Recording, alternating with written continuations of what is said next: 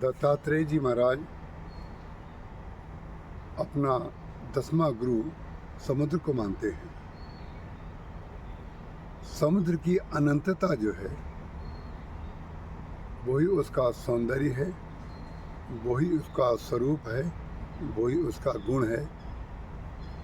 इसीलिए दत्तात्रेय जी महाराज ने कहा, मैंने समुद्र से बहुत कुछ सीखा। समुद्र का सबसे जो उच्च कोटि का गुण है वो है कि दूसरे की उन्नति देख करके वो प्रसन्न होता है। चंद्रमा जब पूर्णिमा को प्राप्त होता है उस दिन समुद्र में ज्वार आता है। वो अपने चंद्रमा को अपना शिष्य मान करके, अपना प्रिय मान करके उसको छूना चाहता है, उसको पकड़ना चाहता है, उसको आलिंगित करना चाहता है।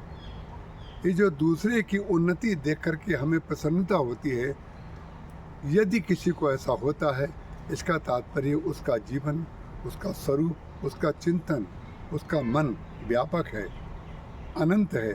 जो व्यापक होगा वो दूसरे को देख करके प्रसन्न होगा। रामचरितमानस में पार्वती जी कहती हैं शंकर जी से, नाथ तवानन सस्य स्रवत कथा सुधा रघुवीर।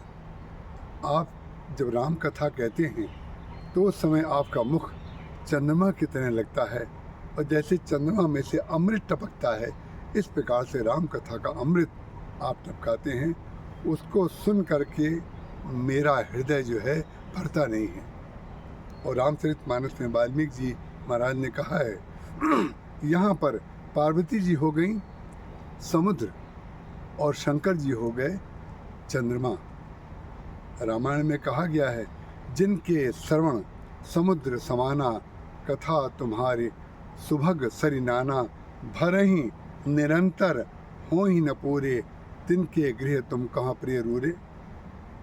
जो व्यक्ति दूसरे को सुन करके, दूसरे को देख करके प्रसन्न होता है और उसको इच्छा होती है कि और बढ़े और बढ़े और बढ़े, इसका तात्पर्य उस व्यक्ति में व्यापकता आ चुकी है, वो समुद्र हो चुका है।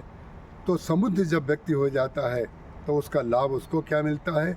सारी नदियाँ बह करके उसमें आती हैं और नदियों को स्वीकार करने के बाद बादलों के द्वारा वो सारा जल लौटा देता है, और पृथ्वी में जहाँ जहाँ जल नहीं गया है वहाँ तक वो जल को पहुँचा देता है।